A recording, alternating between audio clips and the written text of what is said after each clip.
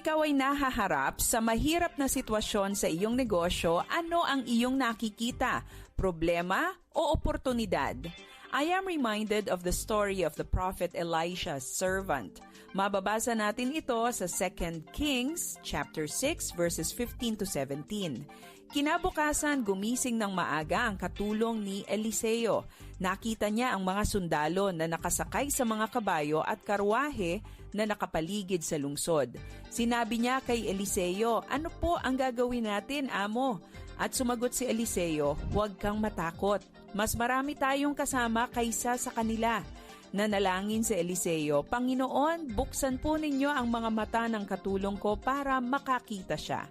At binuksan nga ng Panginoon ang mga mata ng katulong at nakita niya na puno ng mga kabayo at karwaheng apoy ang kaburulan sa paligid ni Eliseo. Ang nakita ng katulong ay problema, ngunit ang nakita ni Eliseo ay ang tagumpay na ibibigay sa kanila ng Diyos.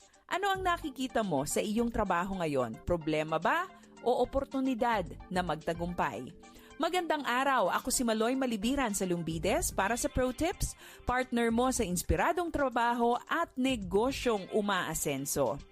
How can we develop a positive view of the problems that we face at work? Una, learn how others ended up triumphant despite great threats and difficulties. Wala namang problemang natatangi.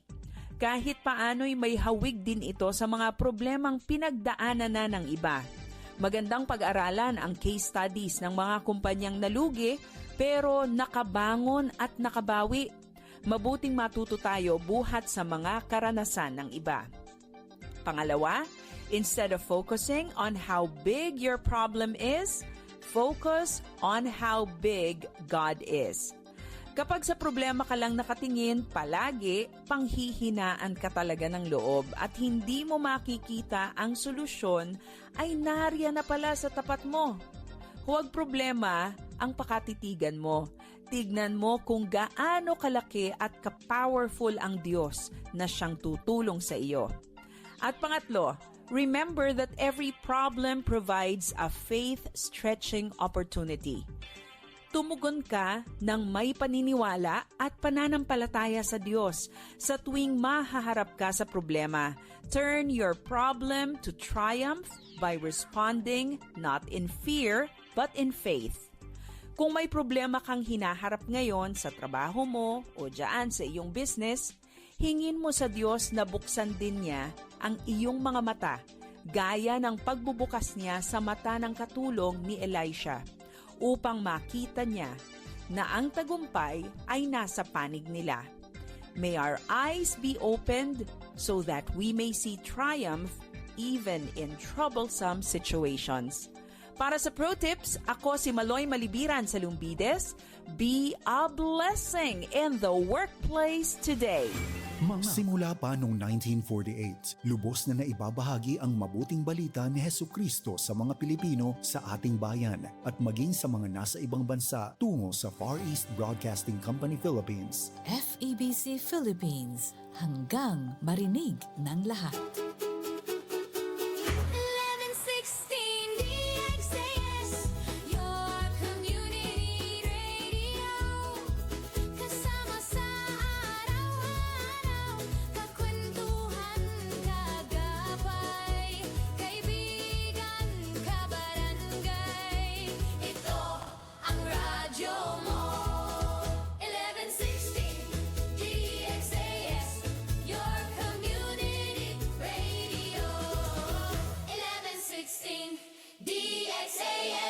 Your community radio.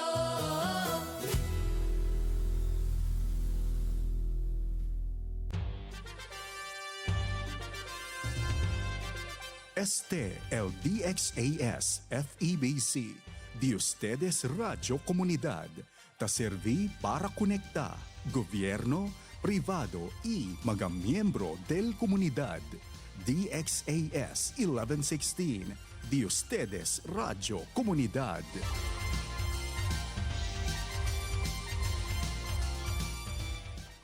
Ang oras sa buong Pilipinas, 6 na minuto makalipas ang alas 7 ng umaga. Alamin ang mga kaganapan at mga pinag-uusapan sa Zambasulta. Makibalita at makibahagi sa pagbabago at pag-unlad.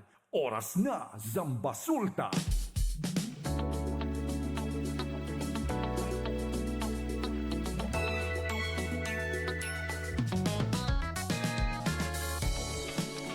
Isang mapagpalang araw sa lahat ng nakikinig sa 1116 DXAS, your community radio. Buenos dias a todo, maayong buntag sa tanan. Good morning, Zamboanga Peninsula, Zamboanga del Sur, Zamboanga del Norte, Zamboanga Sibugay at Sulu. Good morning, Isabela City at syempre sa lahat po ng under ng Basilan. Good morning, maayong buntag at welcome sa ating programang Oras na Zambasulta. Ngayon po ay araw ng Friday. Thank God it's Friday, November 21, 2025. Siyempre ako po ang inyong makasama hanggang mamayang 8:30 ng umaga. Sara May Tulabing at para po yan sa isa't kalahating oras ng balitaan, impormasyon at inspirasyon. Sali po kayo sa ating kwentuhan. Kung meron po kayong tanong, komento o mensahe ay mag-text sa 0916-296-6625 o kaya po ay mag-comment sa ating FB page ang 1116 DXAS. Good morning sa lahat ng ating mga listeners. Ayan, unahan ko na kina Kuya Noli Aguilar, Tristan Gulay, kay Ma'am Liliana Hunt. Ayan, kachat ko kagabi, kahapon. Ayan, si Ma'am Liliana. Good morning po, Ma'am Liliana, Ma'am Mife. At syempre, ang ating Nanay Hamid. Good morning po. Salamat po sa pagpapadala po kahapon. And of course, good morning kay Ma'am Virginia Falsis. Ayan, yan yung mga listeners natin kahit hindi natin, hindi mag-comment, hindi mag-text, alam nating nakikinig sa atin. Good morning po sa inyong lahat at wala si Robin. Oo, hayaan natin siya. Hayaan natin siya mag-enjoy sa kanyang anniversary. Ayan, hi Bean, good morning and happy wedding anniversary. 5 years na ba, no? Parang kapon narinig ko 5 years na. O may may naglabas dito sa Facebook ko na memories. Kasi ako dati yung nag-MC. Nasaan yung memo? Basta may naglabas kanina na pictures. So siguro 5 years na. So happy anniversary Bean. Hindi. Tama, ayun, November 21, sabi ko, 21 pala 4 years, November 21 pala date, 5 years ago, ayan, to God be the glory, at syempre sa lahat ng mga nagpa 5 years na din dyan, anniversary, congratulations, patuloy po natin gawing sentro ang Panginoon sa ating relationship. Siyempre dapat po laging si Lord ang inuuna natin. Yung ating mga partner, yung ating partner dyan, second lang yan kay Lord. Oras natin alas 7:09 ng umaga. Marami po tayong ibabalita sa inyo ngayon at siyempre mamaya magiging maganda. At sabihin natin medyo critical. Pero excited tayo na mapakinggan ang opinion ng ating guest mamaya. Pag-uusapan po natin mamaya itong tungkol sa dapat ba makialam ang mga Kristiyano sa issue po ng gobyerno. Yan, di ba kasi syempre medyo mabigat at mainit-init at matagal na nating problema yung issue natin sa gobyerno. Kahapon nga, naglabas na rin ng statement yung taga-PGH kasi wala na yung mga wala na silang maibigay na tulong doon sa mga cancer patient, and then ang nilabas na hinaing ng doktor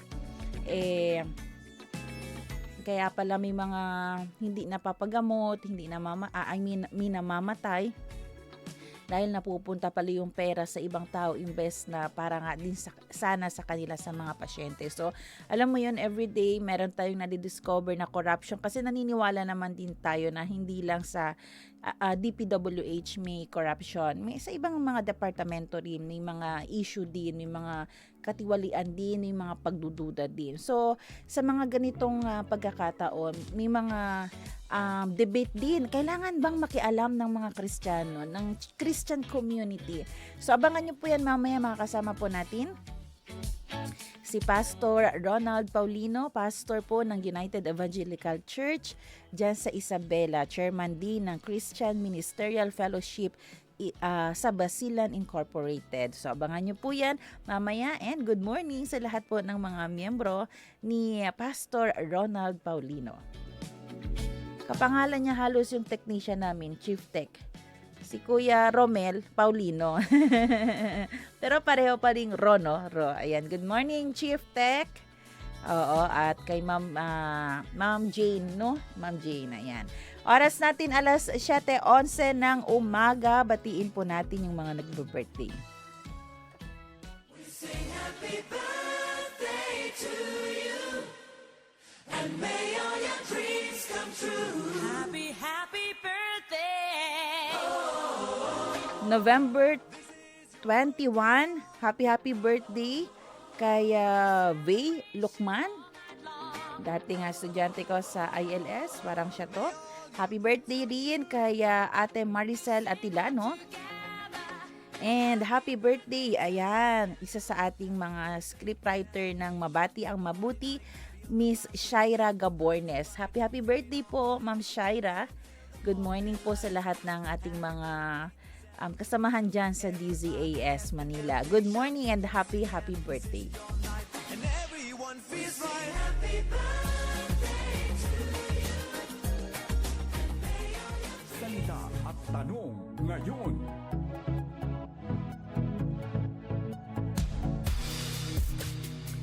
Para sa ating salita ngayong umaga, understanding the source. Sa Filipino, pag-unawa sa pinagmulan. Na Chavacano, entende cosa el causa. Sa Bisaya, pagsabot sa tinubdan. Ilonggo, paghangop sa gintunaan. Tanong po natin, madalas mo ba iniintindi ang pinanggagalingan ng kanyang galit? At kung oo, paano? James chapter 1 verse 19, my dear brothers and sisters, take note of this. Everyone should be quick to listen, slow to speak, and slow to angry. Sa Magandang Balita Biblia version, mga kapatid kong minamahal, unawain ninyo ito, maging alisto kayo sa pakikinig, maingat sa pagsasalita at hindi agad nagagalit. Alam niyo po, no, ang ating verse for today ay nagtuturo po sa atin kung paano maging mahinahon bago magalit. Yung failure po kasi natin, lagi po tayong laging galit agad. Reactive, kumbaga. Taman react dayong kita na un sitwasyon or na un hente pwede ka naton asimali. Pero sabi po ng verse na ito, kailangan ay maging maunawain po muna tayo. Hindi para i-tolerate ang kanyang ginagawa sa atin, pero para maintindihan saan ba siya nanggagaling. Onde balestaba, cosa el causa. Ipakilaya kita entende con este. May mga pagkakataon po ba sa buhay ninyo na imbes magalit kayo, iintindihin nyo na lamang siya. Natawa ako, minaalala ko eh. Oo, yung nakakapikon, pero iintindihin mo, sige na lang, lalawakin ko na lang yung ano ko. Lalawakin ko na lang yung di mo yung intendimiento ko ng gente. Kasi, kung paiiralin din natin yung ating ugali, sasabog kayong pareho eh. Tapos baka mamaya siya pala hindi lang siya aware na mali lang pala yung the way niya sinabi yung mga words niya. So lagi po nating iisipin para hindi po tayo maging reactive. Cosa bal causa di suyo palabra? Onde bastaba ese di suyo reaction? Ngano man na siya suko? Naaba na siya problema sa balay. Pero alam niyo po, no, na-realize ko kahapon, kung may problema po kayo sa bahay, make sure po mahinahon pa rin tayo sa kalsada. Kasi kahapon muntikan po ako masagi.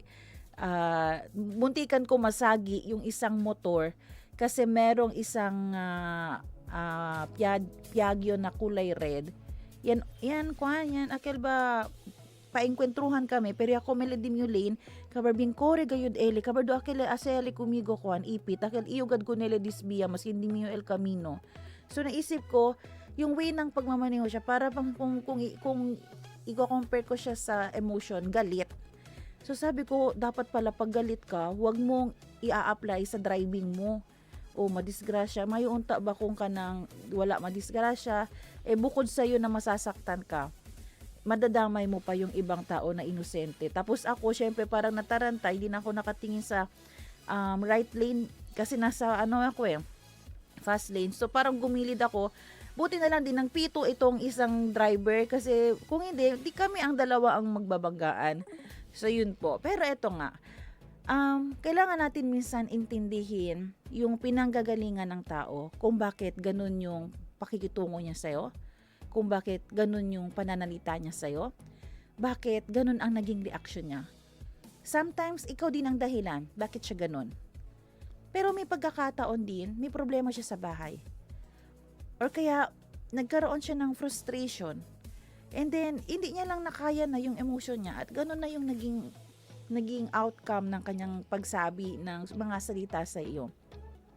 So sabi po dito, let us slow to speak and slow to become angry. And we should be quick to listen. Hindi doon sa tono niya. Quick to listen doon sa point niya na ano ba yun? Bakit ba yun? Kasi may mga pagkakataon po talaga na hindi kayang kontrolin ng tao yung kanyang nararamdaman. At minsan nadadamay ka lang, although hindi natin yung gustong i-tolerate, pero 'di ba? Ang ganda lang nung pagkakataon na naintindihan mo siya. And then pag kumalma na siya, "Uy, sorry kanina, pasensya ka na." Malalaman mo ang laki pala ng problema niya, nawalan pala siya ng kamag-anak, nawalan pala siya ng bahay, nawalan pala siya ng pera, or kaya biglang may malaking problema sa relationship niya. So, kailangan po natin umintindi muna bago po maggalit agad. Intindihin natin, onde ba lastaba? Bakit po ba ganun? And sabi nga natin kahapon, bilang isang Kristiyano, follower ng Panginoon, kailangan po natin i-practice yung virtue, at isa na po yan dito. Isa na po yan yung pakikinig, no, sa pinanggagalingan niya. Tinitingnan mo, onde balastaba, porque balayarabya ka naton. Lahi puto ka ng batasan ng pudyod niya. Tiyan na tamen ang sinahente, kustumbre lang ka di suyo, akil rabyon le. O, pag ganyan, di ba, kailangan mo ng matinding prayer, Panginoon, tulungan niyo po ako. Oo, kasi tiyan na hente, kustumbre lang ka di ila, akil abla kita bastos magsalita, bastos sumagot, bastos mag-communicate. So talagang i-challenge. So pag ganyan, layo-layo ka sa mga ganyang tao. Akil mga high-tempered, akil mga rabyon, layo-layo ka kasi mapapaaway ka lang eh. Kaya nga dapat pinipili natin ng mabuti yung magiging kaibigan natin, yung magiging partner natin, yung makakasalamuha natin, para hindi tumantapon ko nele. Kasi pimito ko nele man hunto na yaspanday lang to igula to ko nele. So again, before we speak or react, we have to pause and listen. Look at the situation, tingnan mo ang taong iyan, at pakinggan mo anong sinasabi ng Holy Spirit. So, today, I challenge you na before responding po sa isang sitwasyon na talagang nakaka-trigger, mamaya baka ma-test ka, no? I-practice po natin yung James pause. Ayan. Count to 10. Pwedeng ganyan, no? Kung gusto mo talagang may practical kang gawin. Si Chenny Aleabla kung tigo kung 1, 2, 3, up to 10. Kasi sa 10 seconds na yan, makaka-breathe in, breathe out ka na. Medyo hindi na mabigat ang puso mo.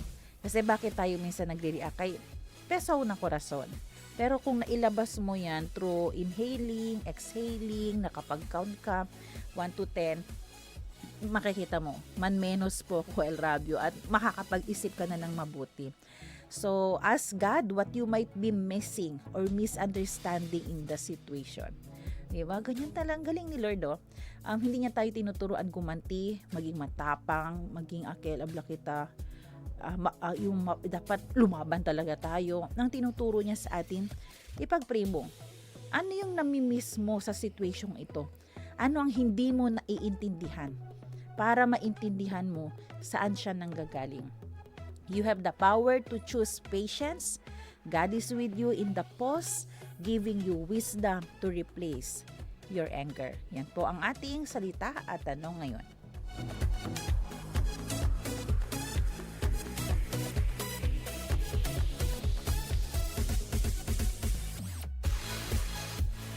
Zambasulta Balita. Oras natin mga kaibigan, alas 7:21 na ng umaga. At para po sa ating balita, sorpresang binisita ni Alcalde Kimer Adan Olaso ang main public market kahapon, araw ng Huwebes, upang magsagawa ng inspeksyon sa lugar. Sa kanyang paglilibot, hindi siya nasiyahan dahil sa mga basurang naabutan niya na nakakalat pa rin sa ilang bahagi ng pampublikong Tiangge. Mahigpit niyang pinagsabihan ang mga tindero at tindera kaugnay sa pagpapanatili ng kalinisan. Bukod pa rito, naabutan din ni Olaso ang ilang individual na naninigarilyo. Nilapitan niya ang mga ito at kinausap na bawal manigarilyo sa mga hindi otorisadong lugar.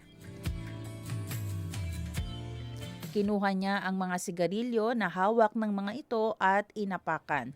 Tinawagan din niya ang kinatawan ng City Engineer's Office upang tugunan ang reklamo ng mga tindera tungkol sa baradong imburnal o drainage. Sorpresa ring pinasok ng alkalde ang opisina ng main public market at pinagsabihan ang mga namumuno dito na lumabas ng kanilang opisina at tingnan lagi ang sitwasyon sa labas. Sa kabuuan, hindi nga naging masaya ang alkalde sa kanyang inspeksyon at patuloy ang kanyang panawagan sa publiko na tulungan siyang mapanatili ang kaayusan at kalinisan ng lungsod. Zambasulta Balita. Samantala, agad namang inaksyonan ng Office of the City Environment and Natural Resources o OCENR ang reklamo ng publiko tungkol sa mabahong amoy ng ihi sa labas ng sunken garden area sa Central District ng lungsod. Sa pamamagitan ng pag-spray ng tubig o flushing, nilinis ng mga kawani ng OCENR ang lugar. Pinamunuan ang operasyon ng Acting Department Head ng OCENR na si Jerry Polisco. Ayon pa kay Polisco kahapon, ikinatuwa niya ang solusyon na ginawa ng kanyang mga tauhan. Gayunpaman, nananawagan siya sa publiko na tulungan silang mapanatiling walang masamang amoy ang lugar. Hiling ni Polisco na huwag sanang gawing palikuran ang lugar dahil ito rin ang daanan ng maraming tao. Idinagdag din ni Polisco na panahon na upang magbigay ng parusa o penalty sa mga lalabag upang magsilbing halimbawa sa iba. Zambasulta Balita. Ayan, ito po no, medyo nakakalungkot. Bakit yung dumi mo, yung kalat mo, dapat linisan pa ng ating mga nasa LGU? Although trabaho naman nila yan na panatilihin, pero hindi naman sana dapat maging trabaho ng ibang tao. Yung ablakita no, sorry po dun sa mga nagbe-breakfast. At saka bakal mga dekuchinadas di aton. Imagine mo, dito tuyos urine, otro el ken limpia, kabar otro el ken akel tabla kita kana maagravyo. Correct ba yun? Yung bang iba yung magiging otro gente el sale afectao na kosa tuya ase. Imagine, di ba yung sunken garden, isang yan dapat sa mga tourist spot ng ating syudad. Pakilaya masi kada tourist spot si Apuera Yede. No pwede gad buska akel public CR. No ibagad ali akel only to serka. Sinuway entro to na mga fast food chain, pwede man to alimiya. Nakakalungkot lang po kasi kahapon nakita natin sa mga video, sa mga larawan, tapon na container, akal ba na agua, na container del agua, Kabar, dehalang ala na orilya. Na-imagine to, otro gente ko nakilimpya. Alam niyo po, tayo lang din ang nakakasira ng imahe ng Zamboanga. Sana magtulungan tayo.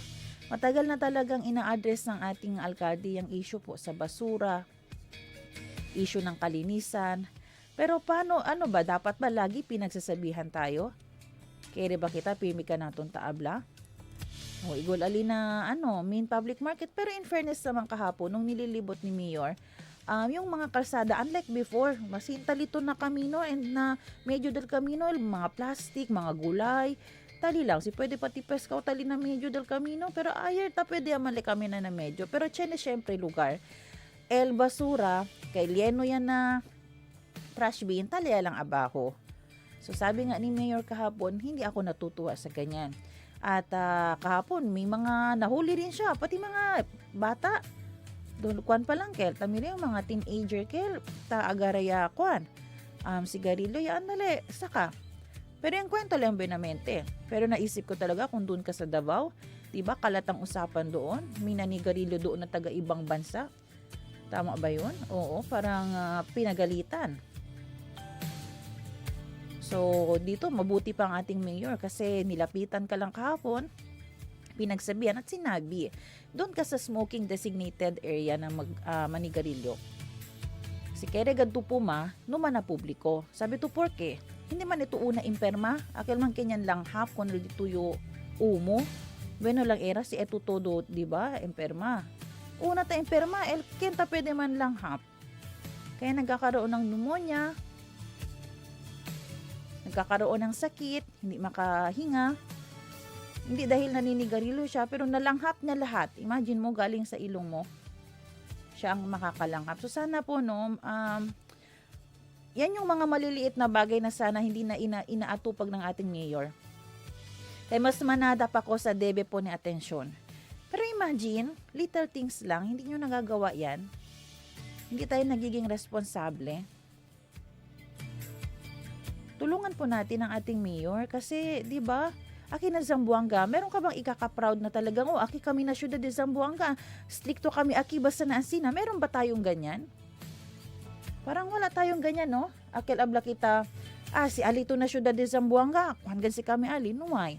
Porke, kay culpa del mayor, culpa del ordinansa, culpa di aton.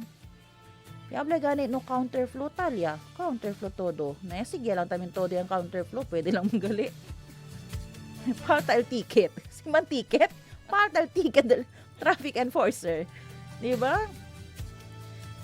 Todo radyo, todo TV, tanong siya yan. No counterflow. Talya sila yung counterflow todo.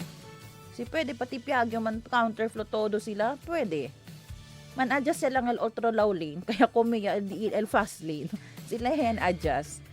Di ba, kung iisipin natin, wala po tayong medyo pwedeng sabihin na kami kina syudad, ang sina kami. Akal ba si abla kita na Davao, dira sa Davao, bawal jud manigarilyo. Alam niyo po nung lagi natin nahalimbawa yung Davao, no? Kasi kung nakapunta rin po kayo ng Davao, talagang mawi-witness nyo po doon, as in literal, kahit cellphone pwede nyong iwanan doon. Oo, kasi wala talagang magtatangka. Akil ba, proba lang, parang ganun. O doon sa Davao, alam nyo po ba, kumain kami ng early morning ng breakfast sa, tabi-tabi lang. Na-realize ko, noy ala tanto akil gani ng mga jeep, kasi nadadaanan kami ng jeep. Pero noy ala negro umo, kasali na jeep. Si Chene man uno yung mirayo pero blanco. Hindi pa klaro, prikura pa tumira. Pero ba to aki na syudad na Zamboanga? Todo negro. Dili lang po ba sa negro? May time talaga, akala ko talaga kuya mal espiritu. Akala mira kita na TV. Oo, as in literal, parang nagulat ako. Siyempre, nakasalamin pa talaga ako. Parang tinutukan ko talaga ulit. Tapos sabi ko, parang mal espiritu ang lumabas sa tambucho ng jeep. Especially si Jeep L. Arriba, si Akina Iskos. Bien negro. Akala ko sa batao sa cooking oil. Change oil del otro change oil. Akil ba uchene un behikulo. Yan change oil. Kabar amo kel eleya usapang change oil tamin di suyo. Bien negro. Ay nako.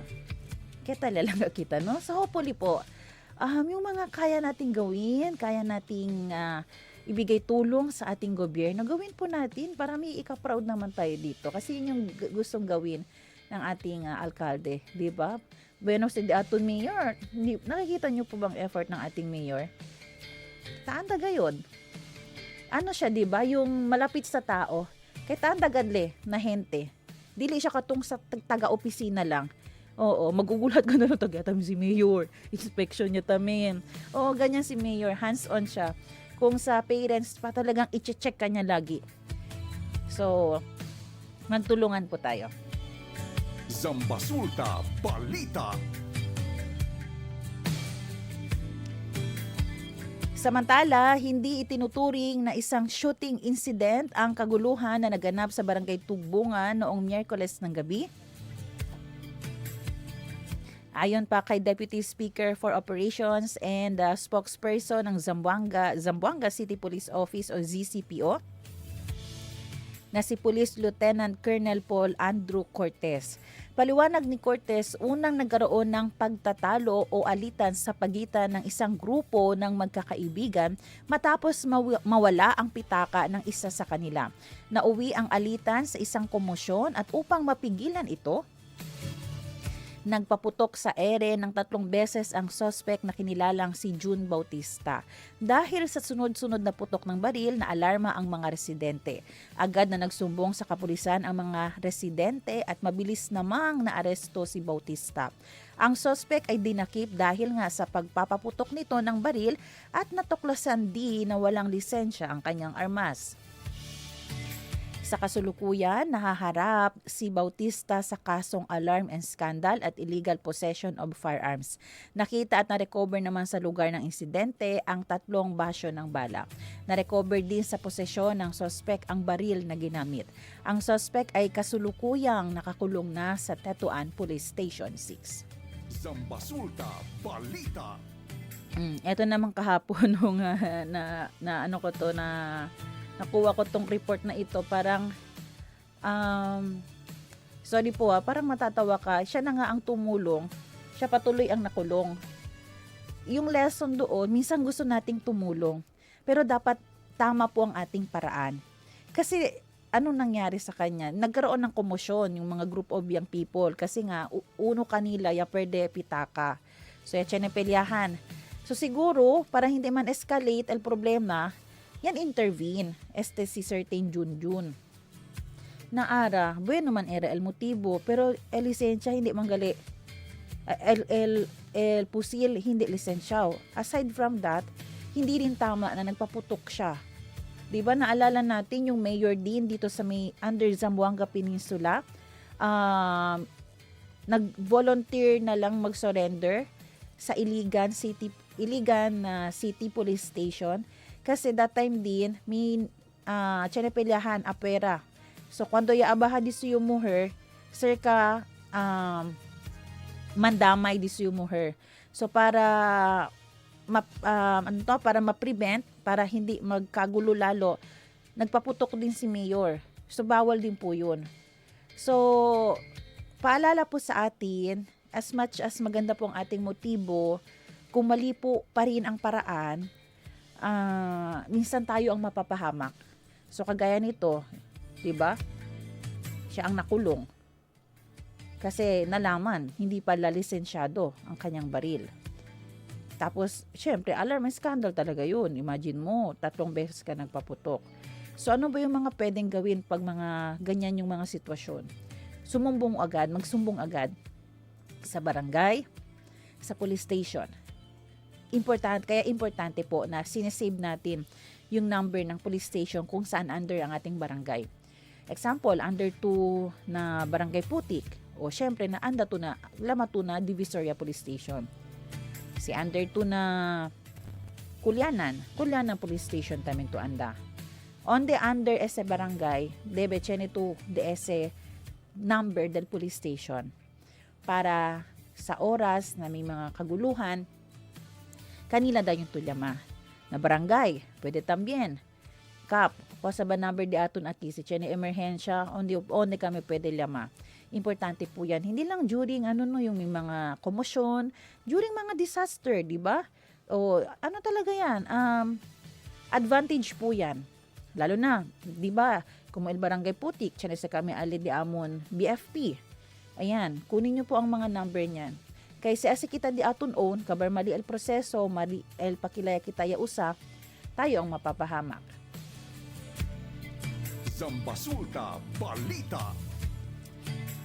Samantala, isang groundbreaking ceremony ang isinagawa kahapon, araw po ng Huwebes, para sa pagtatayo ng bagong permanenteng punong himpilan ng Western Mindanao Command o Westmincom Building Phase 2 sa loob ng kanilang compound sa Barangay Kalarian.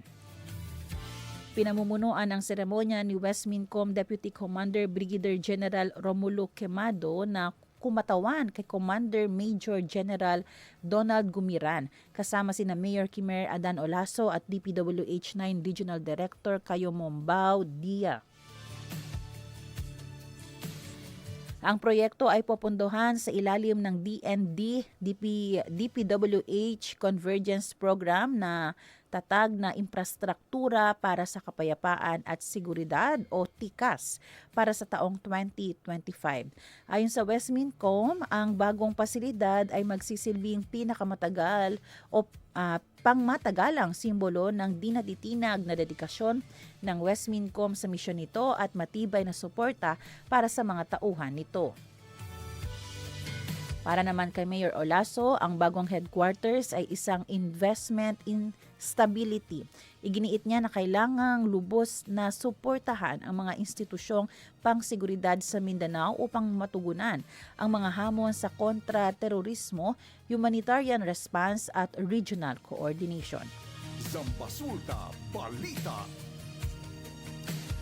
Naglabas ng pahayag ang Department of Environment and Natural Resources o DENR Region 9 kasunod ng malungkot na pagkakadiskubre ng isang patay na juvenile reef shark sa karagatan ng Zamboanga City kung saan nakita ang ulo nito na nakabalot sa isang diaper.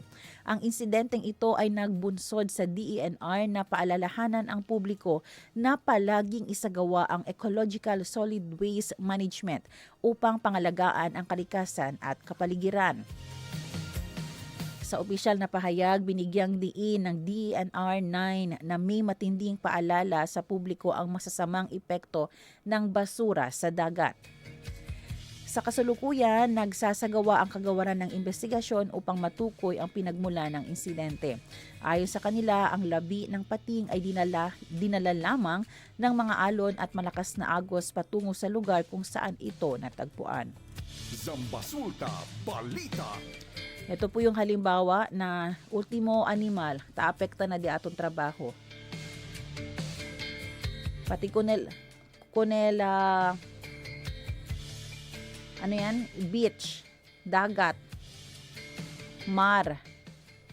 Takeda di aton area para onde buta di aton basura. Akal ba maskin onde lang chene lugar, basta onde kumigoy alkansa alayo buta. Sinakasa pa, di ba, kung maghubo ta sa tuang pantalon, kung asa maabdan, dito lang po ibutang. Buti sana kung tao lang naapektuhan, pati mga hayop. Itong pating na maliit, na damay din sa ating hindi pagiging disiplinado. Remember, kailangan din po natin maging steward sa mga iba pang creation ng Panginoon. 'Di ba? Alam naman natin na damay lang naman yan sila sa ginawa natin sa free will na meron dati ng mga unang tao. Nadamay sila. So, maging ano po tayo? Sabihin natin disiplina, responsable, hindi lang na di atong lugar, pero maskin onde kita anda. Kasi ano yung feeling pag may ibang tao na nagtapon ng basura sa property mo? Kosta to sinti, si tiene otro gente, el basura, ya pone adentro del tuyo compound. Diba? Umali na feeling, nakalagot. So, ganun din po tayo. Di aton mayor, kwanto trash binyak, otro color yalangan eksetamanda po ni ng mga establishmento. Dulce te bilog akel. Chene blue, chene yellow, chene green. Kwanto bilog baga to ni Sisita? Para mabutang lang ni mutarong ang basura. Todo lang taas di aton mayor para kanaton. Sige sa kita. Okay? At yung sa mga tambiyahe, usando el barko, ayaw po ninyo ilabay asa-asa inyong mga kwan. Beno kasi chene ba akal ba penalty para mandalaan? Di ba? Kung masamang tao lang talaga pag natapon mo yung diaper, sige bring ka na Mark. Pipina o trabes ko ng diaper. Nadili man tayo na. Maging responsable po tayo. Zambasulta Balita. Samantala, simula po ngayong araw na ito, November 21, magpapatupad po ng panibagong eksperimentong ruta ang pamahalaang lungsod ng Zamboanga para po sa lahat ng public utility jeepneys at public utility vehicles na bumabiyahe mula sa West Coast at dumadaan sa RT Lim Boulevard patungo sa sentro ng bayan. Ayon po sa sa anunsyo, ang araw-araw simula po alas 4 ng hapon, ang lahat ng PUJ at PUV ay kailangang dumaan at pumasok sa MRF Gate 3 ng Main Public Market Magay. Yan po yung pangunahing pampublikong palengke. Sila ay dadaan sa loob ng palengke at lalabas patungo sa Raha Suliman Street na nasa gilid ng Sunken Garden. Samantala, ang mga pribadong sasakyan at motorsiklo ay mananatili sa kanilang kasalukuyang ruta. Ito po yung sa main road, papasok ng sentro ng lungsod. Ito ay pansamantala at eksperimento lamang. Kung magiging matagumpay at maganda ang resulta ng pagpapatupad, maglalabas po ng executive order ang ating alkalde at para gawing permanente ang implementasyon ng nasabing ruta. Ang hakbang na ito ay inaasahang makatulong sa pagpapagaan ng daloy ng trapiko sa lugar. Zambasulta Balita. Announcement din tayo, November 22, bukas po, Sabado, meron pong 9 hours brownout. Ayan, slow to anchor 8 a.m. to 5 p.m. Buwalan, 3-phase recloser. Serving Dungkaan, Buwalan, hanggang sa portion po ng Lumiap, Buenagatas, Buwalan, Sitio, Makulum, entire Barangay Zambuod, Barangay Pasobolong, Presa Zone 2 hanggang sa portion ng Nazaret, Barangay Salaan up to Sitio San Antonio, Lugakit, Hapa hanggang Baluno. Arsap Road papuntang galing Doña Felisa Subdivision papuntang Camp Abendan, wala rin pong kuryente. Villa Teresa Subdivision, part ng Mercedes New Highway mula po sa bridge malapit sa Pepsi plant hanggang sa intersection ng isang cafe and hanggang sa San Isidro Road. Wala rin kuryente ang Old Highway Calle Real, Mercedes Blue Home Subdivision, Whole View Island, NFR at Lateral Line. Ang rason dito ay syempre maintenance at pagpapalit po ng ilang mga poste. Zambasulta Balita. Meron ding power interruption sa November 23. Sunday po yan, 8 a.m. to 5 p.m. din, 9 hours din. Ito naman ay sa may Sinubong Recloser. Serving Barangay Patalon, Barangay Labuan, Barangay Limpapa, Malayal to Municipality ng Sibuco.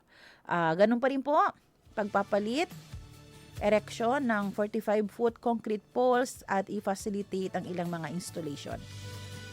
Zambasulta Balita. Okay, meron pa pala bukas, November 22, Saturday, 9 a.m. to 3 p.m., 6 hours ito. San Roque Feeder naman, serving Barangay San Roque, Pasay Road, Hipolito Drive, Estrada Drive, Rooster Drive, Riverside, Mango Drive, Santan Drive, Salum, Amor Village, Townsville, Subdivision, Mother Ignacia Drive, Peña Franca Drive, Salamat Village, Villa Margarita, Wingo Subdivision, Sitio Uwak, Sanro Subdivision, Gulayan, Golden Valley Drive, Nangka Drive, Talungon, 1st and 2nd Navarro Drive, Southcom Village hanggang Barangay Kabatangan, Halon Francisco Drive, Saavedra Drive, Julian Drive, Guadalin Subdivision, Guadalupe Subdivision, Shermars Subdivision, Mariki Drive, Purok 2, Upper Kabatangan, Marine Village, Hidden Valley Drive, and Sunset View Drive. Zambasulta, Man-drive lang naman yan sa pasalida na kasa para hindi kalyente. Oras natin alas 7:46 umaga at yan pong ating mga balita para sa araw na ito.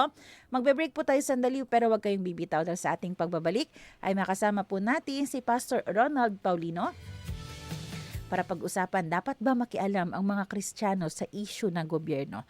Pagbabalik po ang oras sa Zambasulta dito lamang sa 1116 DXAS Radyo Komunidad.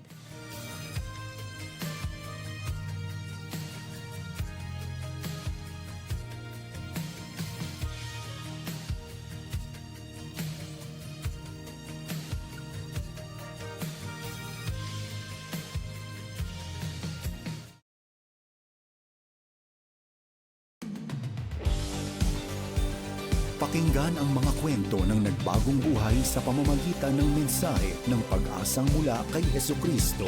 On air, online, at on the ground. Ito ang The FEBC Report.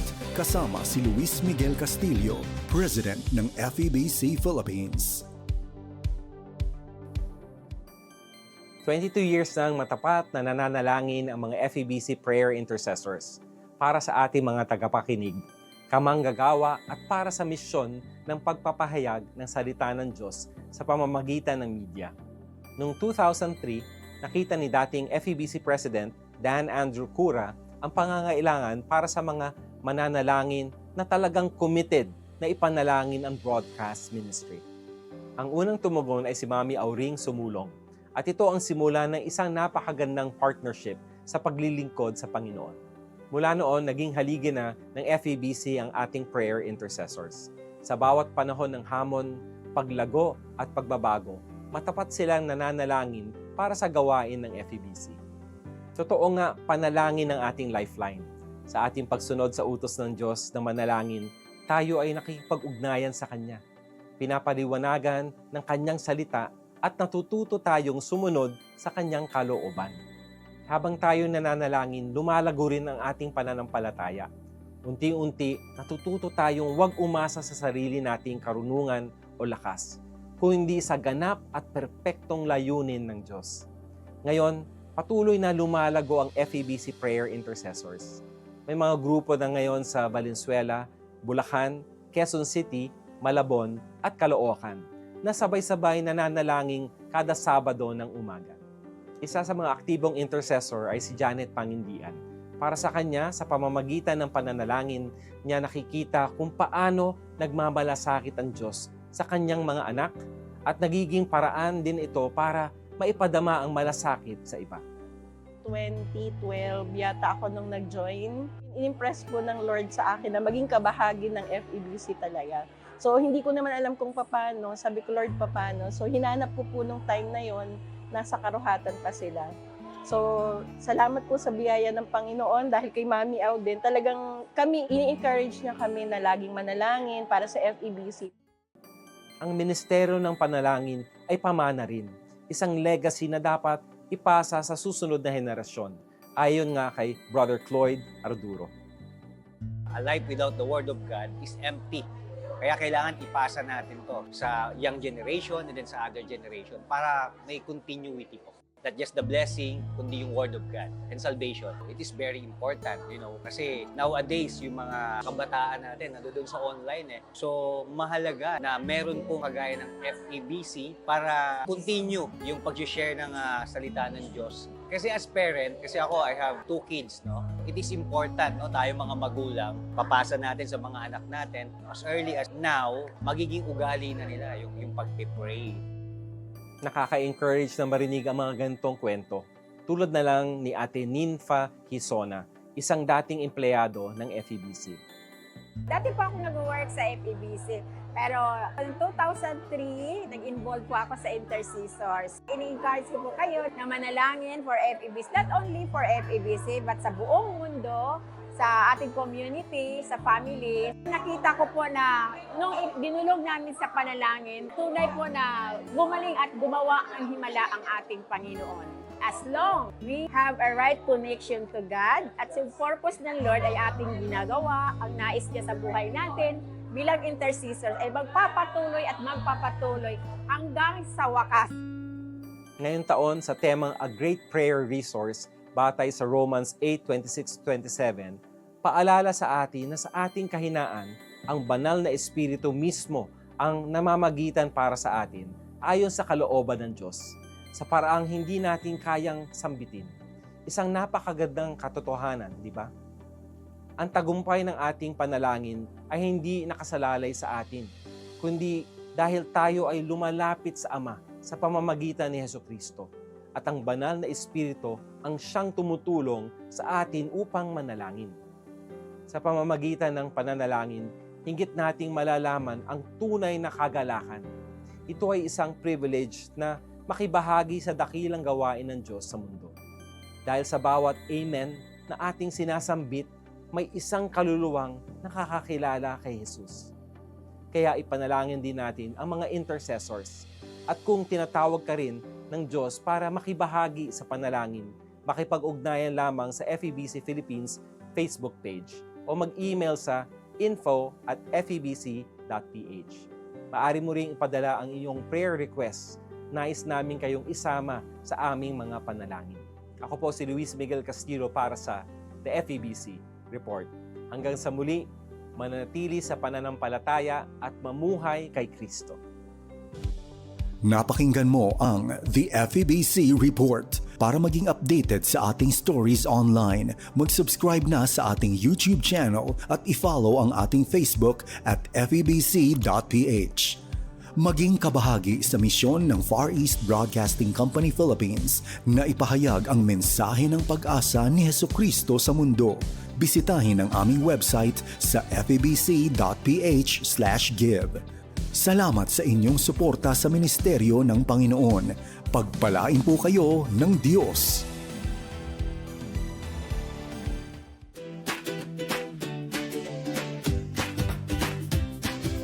Mga kids! Ready na ba kayo? Are you ready? Tuwing Sunday morning, makakasama niyo kami para mag-enjoy sa mga kwento mula sa Bible. May kantahan at sayawan din. Kaya huwag kalimutan makinig every Sunday, 7:30 a.m. sa 1116 DXAS, your community radio. Mapapanood din ang Move Kids Radio sa ating official FB page and YouTube channel. Kita kids mga ka-move! Move Kids Radio!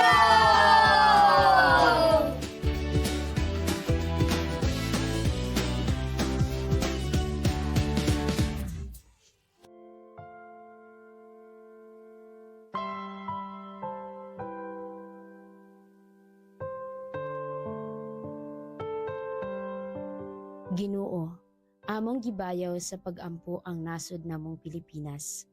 Alang sa matag empleyado sa gobyerno nga napili o gi-assign nga mahimong usa ka public servant. Hinaot nga ang matag alagad sa publiko magtagad sa gitugyan kanila sa katawhan.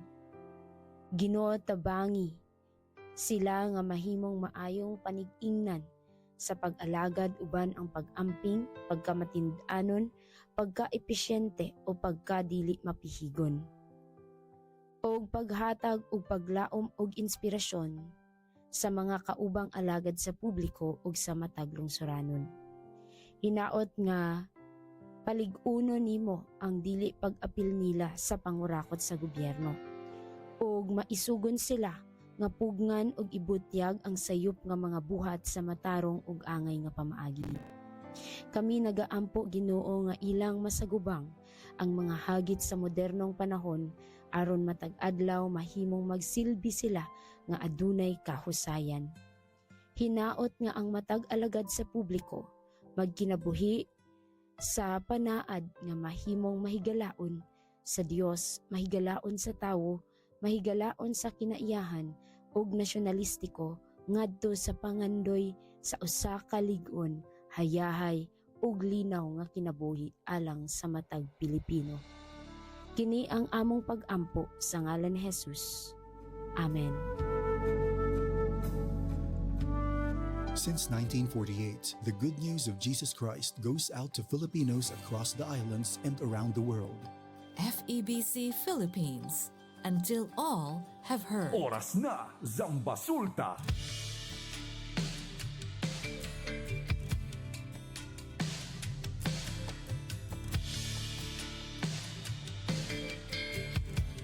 At nagbabalik ang oras na Zambasulta. Kayo pa rin po ay nakikinig sa 1116 DXAS, your community radio. Muli ako po ang inyong lingkod, Sara May Tulabing. Ang DXAS ay isa sa mga himpilan ng Far East Broadcasting Company at member ng kapisanan ng mga broadcaster ng Pilipinas. Ang FEBC ay isang non-profit, non-commercial at donor-based radio station. At dahil po sa katapatan ng ating Diyos, at sa inyong partnership, tayo po ay nagpapatuloy sa paghahatid ng mabuting balita ni Kristo. Inaanyayahan po namin kayong maging bahagi ng ating radio ministry. Pwede nyo pong iscan ang ating QR code o kaya ay mag-deposit sa ating bank accounts para po sa inyong donasyon. At para ma-acknowledge naman namin ang inyong donation ay magpadala po kayo ng mensahe sa amin. Muli, maraming salamat sa inyong partnership at God bless. Oras natin mga kaibigan, alas 7:57 na ng umaga at gusto ko munang basahin ang ating ang mga comments ng ating mga tagapakinig. Sabi pa ni Ma'am Mife, buenas, Ma'am Sara May, para buen man se di aton todo na di aton salud, taase si Mayor. Ayan, totoo po yan. Hindi lang para kay Mayor, hindi lang yan para sa ating city. Yung ginagawa niyang pananatili at strikto sa kalinisan, para sa atin din po yan. Kasi diba kung yede or abla kita mabuling, el di aton alrededor, el di aton health condition también queda afectado. Ma'am Liliana Hunt, blessed morning, buenos dias, Ciudad de Zamboanga. Hello everyone in the DXAS and Zambasuta. At ang kanyang reflection sa ating segment na salita at tanong ngayon, dale pirmi el di tuyo entendimiento na sitwasyon. No quere tu na cosa ta enfrenta contigo na día-día. Entende anay di tuyo mismo pensamiento si cosa ta causa di suyo mal estilo na otros. No dayon kita rabya. No dayon conversa malo. Uwi, ientendeanay kita na unoy otro para no ay pelyahan, ichene buen relasyon na otros. Maraming salamat po, Ma'am Liliana Hunt. Pag-usapan natin. Mahigit 3 buwan na nang magsimula po ang seryosong usapin tungkol sa katiwalian o itong corruption. Lalo na dito po sa ating bansa. Nagsimula ito ng isiwalat ng mismong Pangulong Ferdinand Marcos Jr. ang mga kontraktor na sangkot sa maanumalyang flood control projects na kung hindi incomplete ay mga ghost project. Maraming personalidad din sa politika ang nadawit sa anomalya, lalo na sa pagnanakaw ng pera na nakalaan sana para sa mga proyektong magbibigay ng kaligtasan sa publiko sa panahon ng sakuna.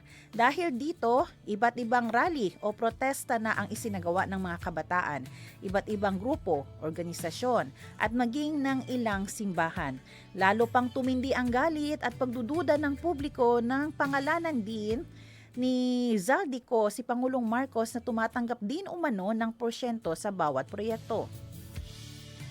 Dagdag pa rito, lumakas din ang duda sa katiwalian ng isiwalat naman ng mismong kapatid ng Pangulo na si Senator Amy Marcos ang umano'y pagiging lulong ni Pangulong Marcos sa iligal na droga. Dahil sa mga kaganapang ito, maging ang mga simbahan at organisasyon ng simbahan ay hindi na nakapagpigil na maglabas ng kanilang pahayag. Subalit naging malaking debate rin ngayon sa Christian community kung kailangan bang makilahok sa mga isyu ng gobyerno ang mga Kristiyano. Nararapat bang maging bahagi sila ng panawagan ng BBM o Sara Duterte resign? Alamin natin kung ano nga ba ang dapat gawin ng isang lingkod ng Diyos sa ganitong sitwasyon. Nararapat pa bang sundin ang prinsipyo ng separation of the church and state? O ito na ang panahon upang makiisa sa panawagan ng karamihan.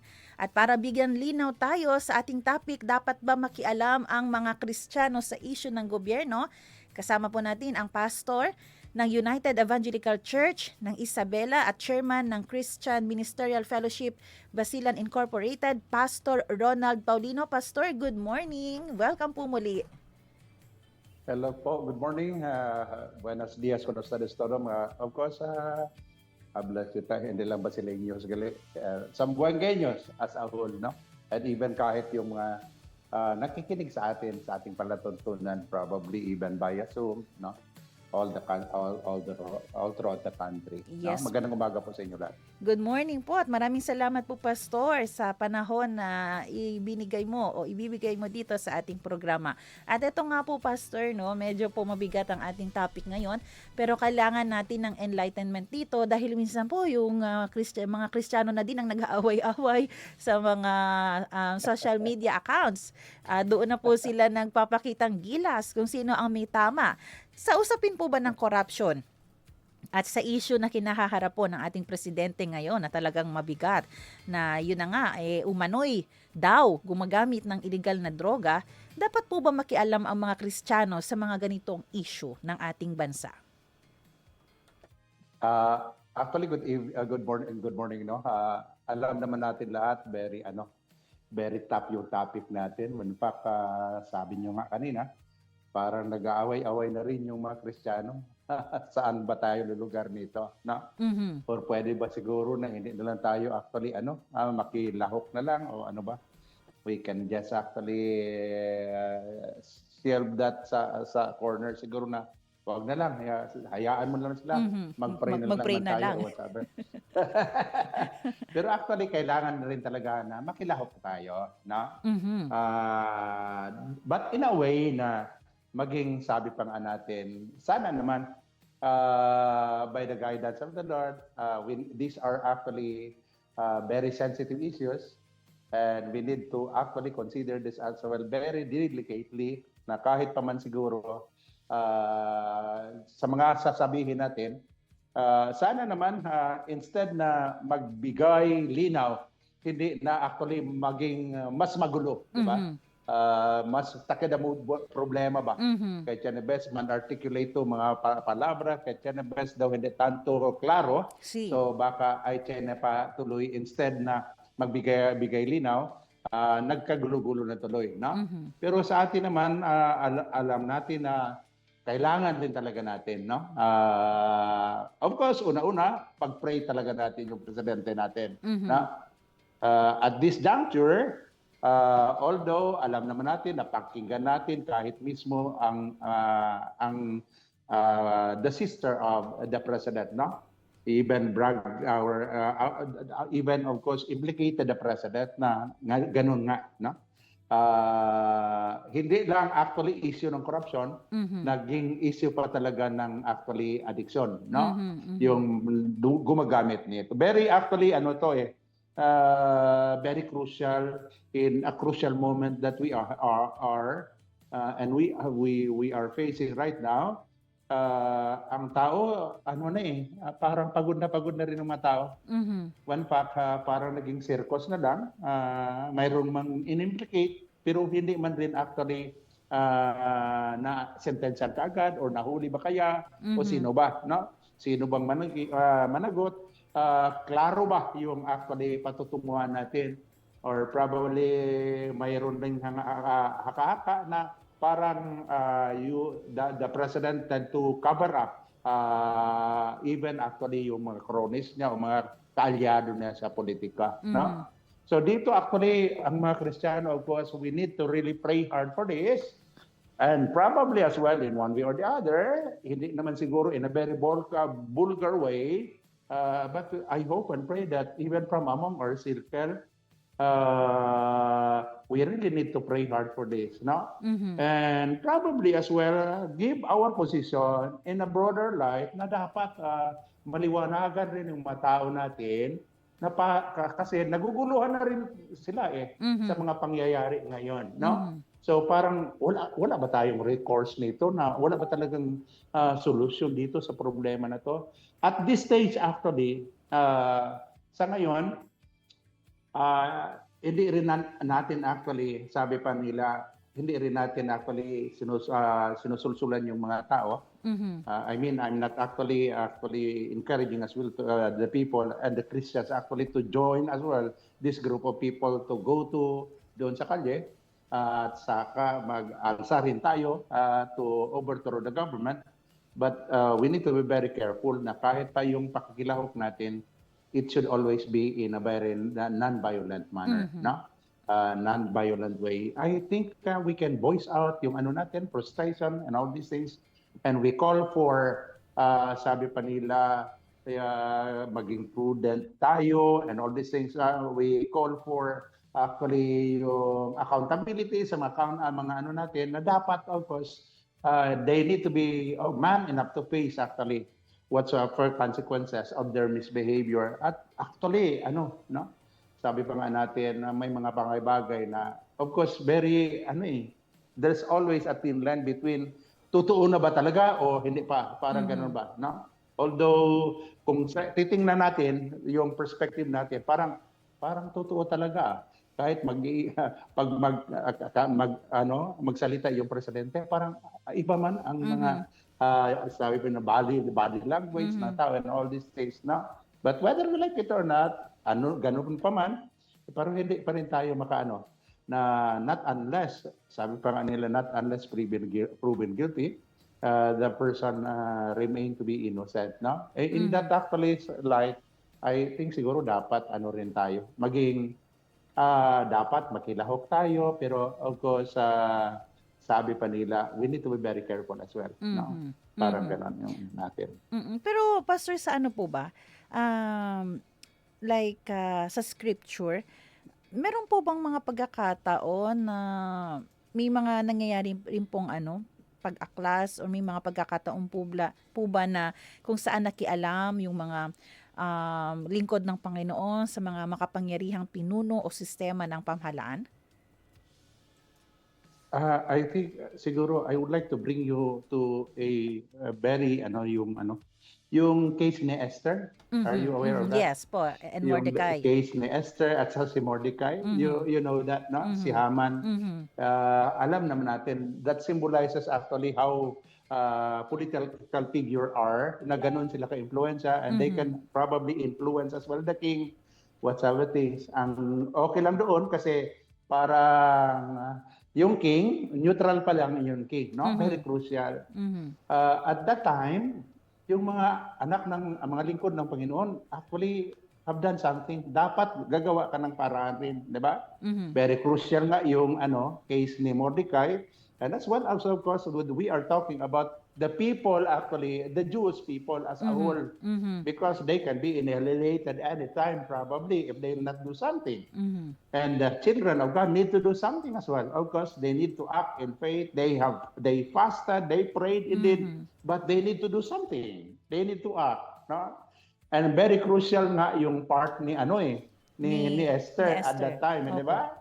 To just actually face before the presence of the king. We know that how risky and very siguro contentious yung issue doon at that time. Kasi pwede rin It can actually mean as well death as far as the king is concerned, di ba?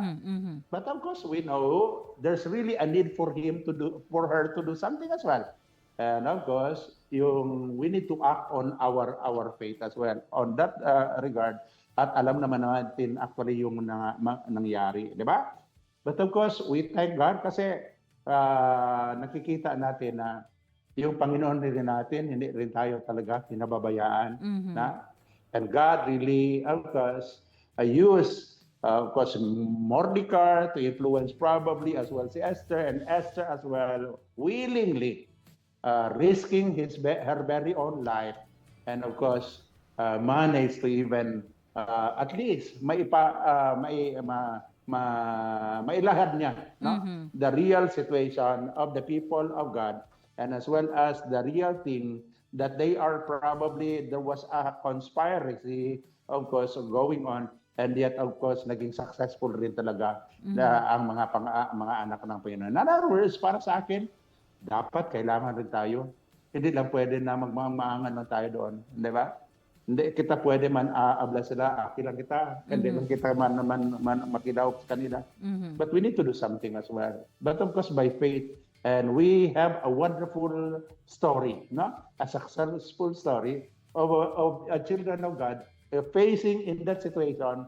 Of course, the very, of course, real situation of course, the political situation of our country.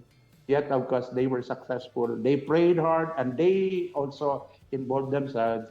And of course, naging successful rin yung actually nangyari, di ba? During the time of Mordecai and as well as si Esther.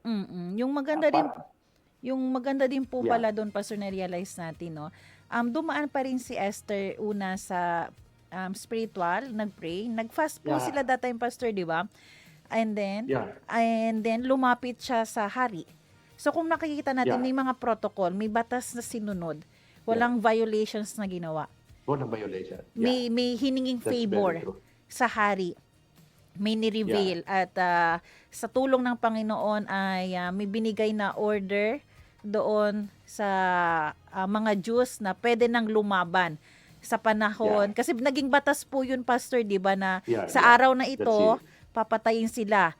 Pero binigyan din ng order, pwede silang lumaban. Yun, actually, ang ano natin, no? Nakikita natin, dapat, of course, we need to do something. Hindi lang pwede na magbulag-bulagan lang rin tayo. Of course, we know that siguro as far as, yun na nga yung kadalasan kung minsan, para bang parang single out natin ang lahat ng bagay na para, of course, as far as, of course, governance is concerned, yung pakilahok natin sa gobyerno is concerned, parang masama na eh. Parang gano'n. Parang totality, actually, parang political na. I would like to actually walk you through this experience that we have dito sa Basilan. Ako actually, yung very passionate na ako as far as the Word of God is concerned, yung work of God is concerned, pero yung involvement ko rin actually sa government is very as well clear. Yung ko sa kanila. Katulad ng nakikilahok rin ako sa mga gawain ng ating actually government. No? Of course, as CSO, actually parang representative always sa ating city government, yung ang dami naming ginagawa na parang sa ginagawa natin dito sa Isabela City is very clear na yung pakikilahok rin natin ng mga CSO and even some religious leader shedding light as well na mayroon tayong pwedeng gawin. At least we can be watchword as well of our government. As far as yung namin dito sa Isabela is concerned, we've been actually for quite some times yung involvement namin sa city government namin, yung transparency, accountability, and of course, yung binibida palagi ng aming mabuting mayor, yung yung good governance, no? Ang ganda-ganda ng pakikitungo namin sa bawat isa, no? As far as transparency, nakikita natin transparent talaga yung natin, yung mayor natin, accountability and all these things. We participate sa process ng sa nila deliberation ng natin, mga budgeting and all these things. We undergo as well certain process of yung kami sa mga tinitingnan rin namin yung mga project and everything that we do. May accountability, may transparency, and all these things that we do really, no? In fact, ako yung for quite some times palagi tayo nag-monitor sa mga project ng ating city government, no? Kung anong nakikita natin yung budget for that particular year, ano yung mga project natin, nakikita natin, minomonitor namin, and everything. So parang sa ngayon, very controversial yung issue natin as far as blood control is concerned. Pero sa amin dito, we thank the Lord kasi we have done our share as well, telling the people that we would like to safeguard as well yung pera ng bayan. At of course, dapat pangalagaan natin lahat. And people actually will become accountable if they will not do their share. So parang ganun ba? There were even times na nagsasabi sa akin, some pastors would even ask me, even a member, Pastor, okay lang ba yung sa iyo na parang makikita namin palagi kayo, yung nasa, you always involved sa government natin, yung katulad ng mga project monitoring and everything that we do. Sabi ko, para sa akin, we just have to have a clarity over this matter. Na hindi naman porket actually nagsusuporta tayo sa gobyerno, politician na tayo. You have to actually, although very thin line yung hindi ba? Yung sabi nila, pag politika yan kasi nandyan yan sa gobyerno. Pero hindi naman siguro dapat lahat yun natin. No? Kasi lahat tayo, we are functioning well as far as the government is concerned and doing actually what is well at saka expected from us as well. Kasi kung walang gobyerno, walang orderliness, di ba, sa ano natin. Pag, of course, i-observe lang siguro talaga rin na natin lahat ng gobyerno natin, of course, we can do something. Of course, but of course, we need to draw the line between politics and as well as government. And we need to do something really to help as well our government, no? And implement project well and all these things. We are doing well as far as Basilan is concerned. I can really vouch for that, no? You can even ask and you can even visit us and even visit dito sa Basilan how yung involvement namin sa ating governance system dito sa Isabela, and transparent talaga ang bawat isa. At of course, ginagawa natin. By the grace of God, we were able to as well, of course, yung initiate or even introduce some changes that, of course, sa iba hindi ginagawa. Pero ngayon, actually, sa atin, ginagawa talaga natin. Transparent talaga lahat. Si Mayor City Jalia Hataman po ba yan dyan, Mayor, no? Yeah. Yes. Opo. Yes. Actually, napanood ko na yung interview niya sa isang media outlet at nakita nga doon na talagang dahil sa kanyang pamumuno ay nag-increase po ang inyong way of living dyan. Naging maganda po ang status ngayon ng Isabela City. At maganda po yan, no, reflection, kasi ang Isabela City ay under ng Zamboanga Peninsula. At I believe, Pastor, no, yung sinusuportahan nyo actually ay yung government dyan sa Isabela. Siguro magkakaroon lang ng question kapag during election, ayan, pag tayo na ang mangunguna sa pag-promote. Yan yung hindi dapat mangyari po, Pastor, no, sa mga Kristiyano na doon involved sa pagpo-promote. Ayan po. Pero ito po, paano po ba ito, Pastor? Like for example ngayon, kasi may lumalabas na dapat patalsikin na si BBM. May nagsasabi din, dapat isama na rin si VP Sara. Ano po ba ang dapat naging stand po dito ng Christian community? Kasi may iba't ibang organization na din or denomination na naglabas po kanila ng pahayag. Meron ng evangelical na nagsabi, ganito naman ang another church organization. Ano po ba dapat ang stand natin dito, Pastor? Actually, pag sasabihin natin politika, whether you like it or not, magkaroon talaga ng kulay yan. Whether you will buy or you will actually yung support this particular organization or this candidate or whatever, magkaroon talaga yung political color yan. At kung ganyan ang mangyayari, magkawatak-watak talaga tayo. When we talk about politics, no? Whether pro Sara ka man or pro Marcos, kahit saan dito actually magkaroon talaga tayo ng problema at saka magkawatak-watak talaga tayo, no? Ang pinaka mainam siguro sa atin, most especially when we talk about political issue, and whose block you are supporting with. siguro dapat i-ano natin yan eh. We need to respect that particular siguro area. Na as far as politics is concerned, parang ano tayo doon, sabi nila, non-partisan tayo. Dapat. Na, yun actually sinasabi ko talaga, kahit sa church, no? Kahit sa church. Sometimes they know whom I'm voting for. Alam naman nila yan.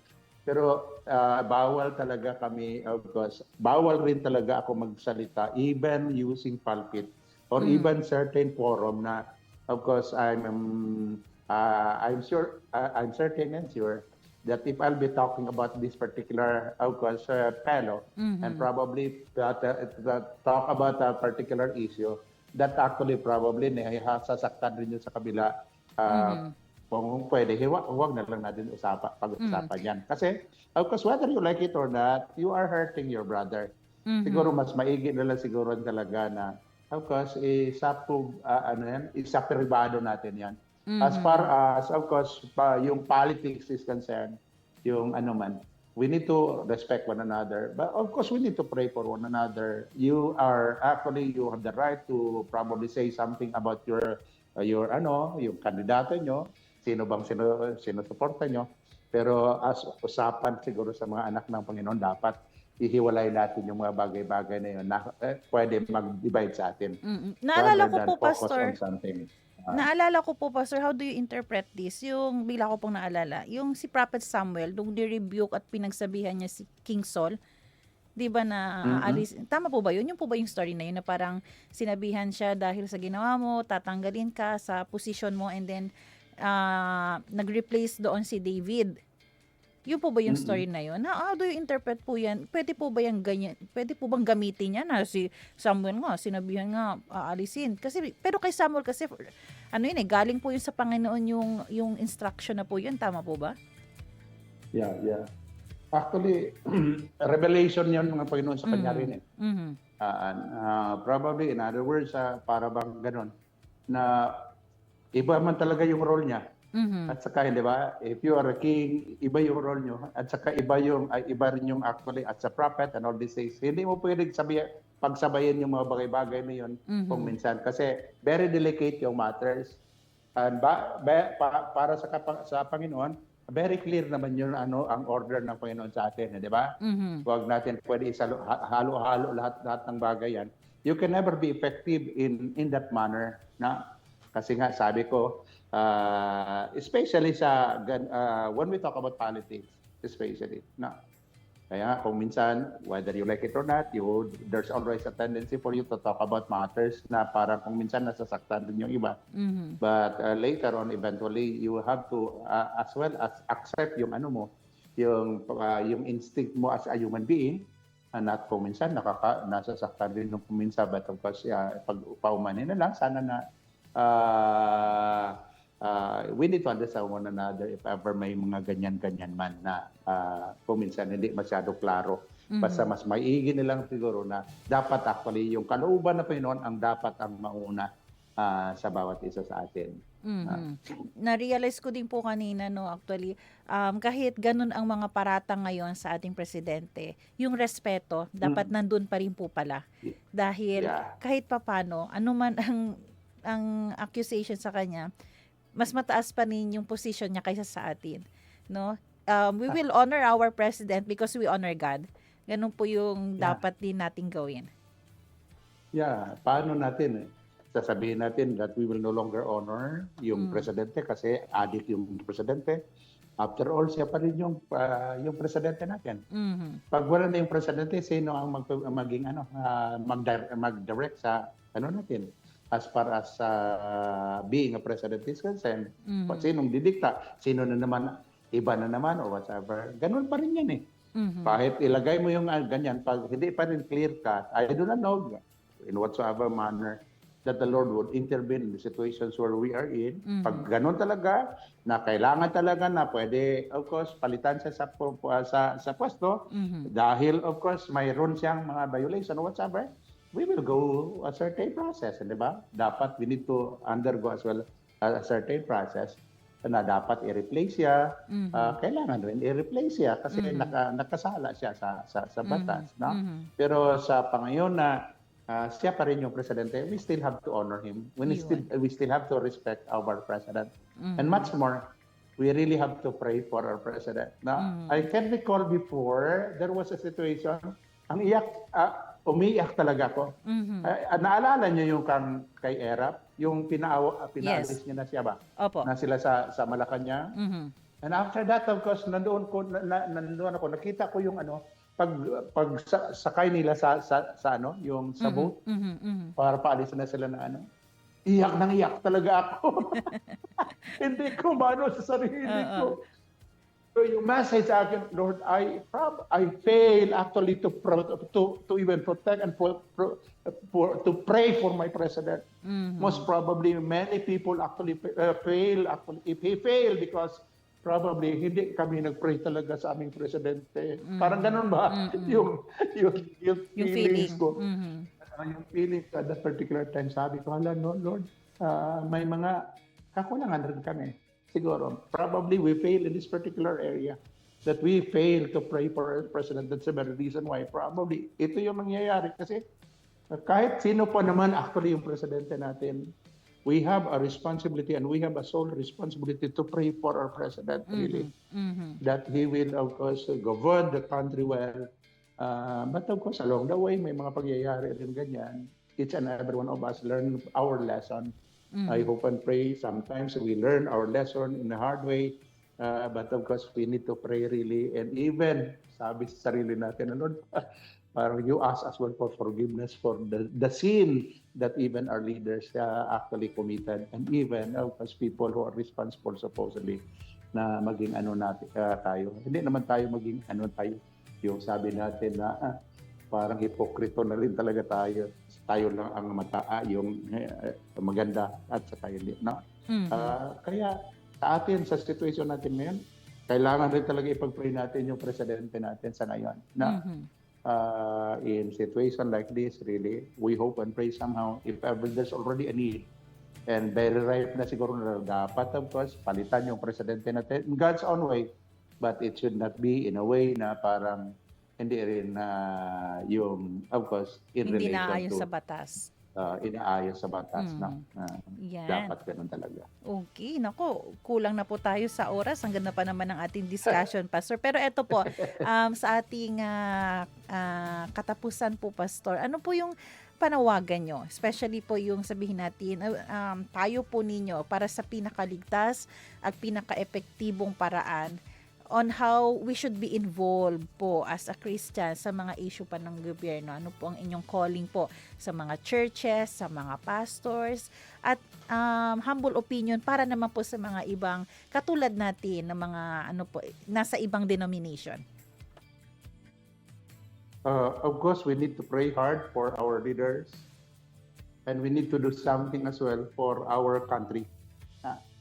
Sabi mo na dapat kaakibat yan. Yung pag-pray natin sa ating mga leaders, pag-pray natin sa isa't isa, at we need to do something as well for our country. There are things na kung minsan ayaw natin siguro na makilahok na lang kasi probably baka masasagaan tayo kung minsan. But there's really a need for us to do something as well. Hindi lang dapat parang hindi na tayo we will not actually do something. We need to involve ourselves.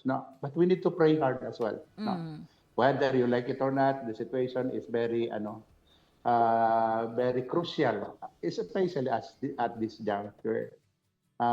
Tayo naman siguro in one way or the other, baka kung minsan pwede lang tayo magpuna ng mga bagay-bagay sa ibang tao. Pero kung minsan, it will probably always start from us. Yung change dapat mag-start muna sa atin. Of course, by the grace of God, and I hope and pray later on, eventually, magbunga rin talaga yan. Especially pag yung Panginoon naman na actually yung kasangga natin sa lahat ng bagay. Especially.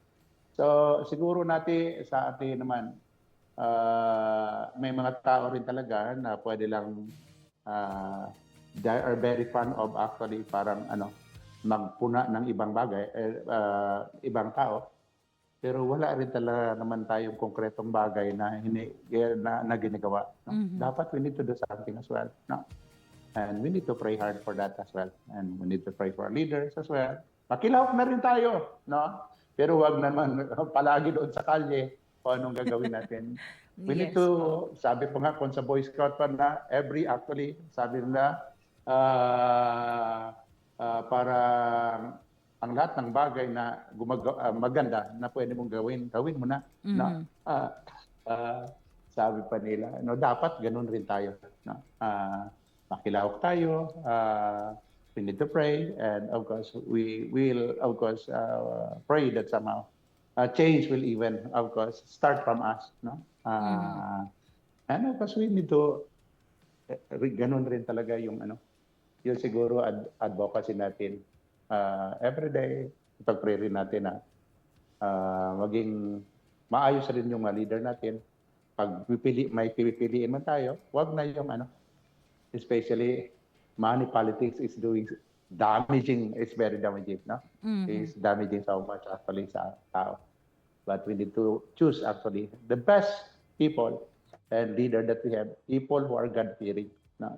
Sabi pa nga nila. Kasi dumating na tayo sa punto, very crucial, na sabi pa nga nila, choose the lesser evil. Parang wala na talaga tayong choice. Hindi naman ganon. No? Pili talaga tayo yung kalooban talaga ng Panginoon. Ayan po. At ako, yung gusto ko rin pong sabihin, kung pwedeng i-replace yung faith without works is dead. Gusto kong sabihin din, prayer without action is dead. But make sure sa ating action, sabi nga ng ating guest kanina, gawin itong naaayon sa ating batas at honoring God pa rin ang ating gagawin. Kailangan po ganon. Kay dili po pwede nga magsige lang taam po, pero wala po taon sa ginibuhat. Murag ba, gahulat lang takano sa mahulog ang bayabas at ang baba. Maraming salamat po, Pastor Ronald Paulino. Daghang salamat. Yes po. Daghang salamat kayo. Hanggang sa muli po, Pastor. Ibig sabihin, hindi ito yung last. Alas, ganun ba? Sige lang, of course, given the chance. Ayan. At syempre, maraming salamat po sa lahat ng ating mga tagapakinig sa radyo at sa Facebook. Maraming salamat kay Kuya Rolando Alfonso. Susunod na po ang programang Serbisyong OFW Family Matters at Radyo Sincoman. Magkarinigan po tayo muli sa Lunes, alas 7 ng umaga. Ako po si Saramito Labing, nagpapaalalang posible ang pagbangon at pagbabago. Tayo po ay maging bahagi ng solusyon ngayon. Sama-sama tayong umaksyon dahil oras na Zambasuta. Thank you po, Pastor. You're always welcome. Thank you so much, Sarah. Thank you. God bless you more and more. God bless your program.